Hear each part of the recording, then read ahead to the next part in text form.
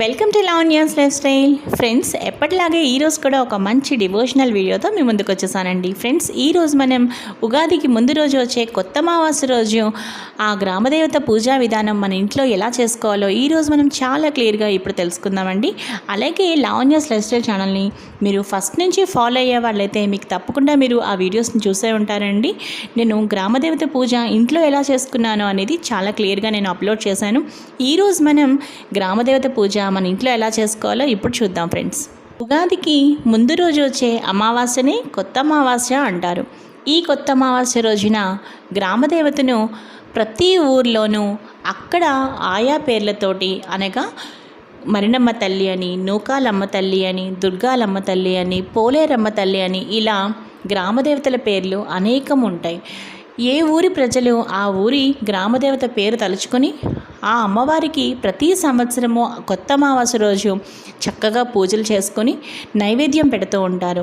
ఇలా నైవేద్యం ఎందుకు పెడతారు అంటే, సంతానం కలగాలని ఎవరైతే కోరుకుంటారో వాళ్లకు తప్పకుండా ఆ గ్రామదేవత అమ్మవారు సంతానాన్ని ప్రసాదిస్తుందని, అలాగే ఆ చక్కని సంతానాన్ని కూడా ఆ అమ్మవారు చల్లగా కరుణించి కాపాడుతుందనే నమ్మకంతో, ఆయు ఆరోగ్యాలతో, అష్ట ఐశ్వర్యాలతో, ఇష్ట సంపదలతో, చక్కగా లక్షల ఐదవతనం కడుపు చలవతో వర్ధిల్లాలని ప్రతి ఒక్కరూ, పెళ్ళైన ప్రతి ఆడవాళ్ళు కూడా చక్కగా మనస్ఫూర్తిగా అమ్మవారిని ఆ రోజు కొత్త అమావాస్య రోజు చక్కగా పూజించి అమ్మవారికి ఈ నైవేద్యాలు తప్పనిసరిగా పెట్టుకుంటారు.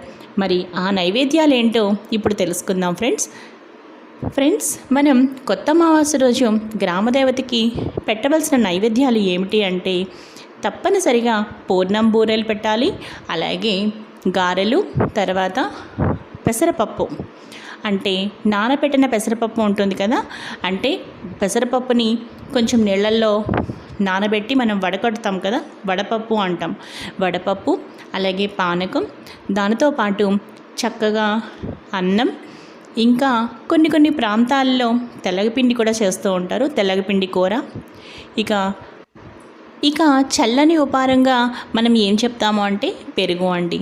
తప్పనిసరిగా, అంటే పెరుగు అన్నం అని చెప్పట్లేదండి, విడిగానే చక్కగా ఒక పెరుగు కప్పు అనమాట. ఇక వేడి ఉపారంగా అమ్మవారికి ఉడికించిన పెసరపప్పు, పసుపు ఉప్పు వేసి ఉడికించిన పెసరపప్పు ఏదైతే ఉంటుందో అందులో కూడా మనం బియ్యం మిక్స్ చేయమండి, జస్ట్ పెసరపప్పు అనమాట. పసుపు ఉప్పు వేసి మనం పెసరపప్పును ఉడికిస్తాం కదా, అది వేడి ఉపారంగా, అలాగే చల్లని ఉపారంగా మనం చక్కగా పెరుగు అనమాట.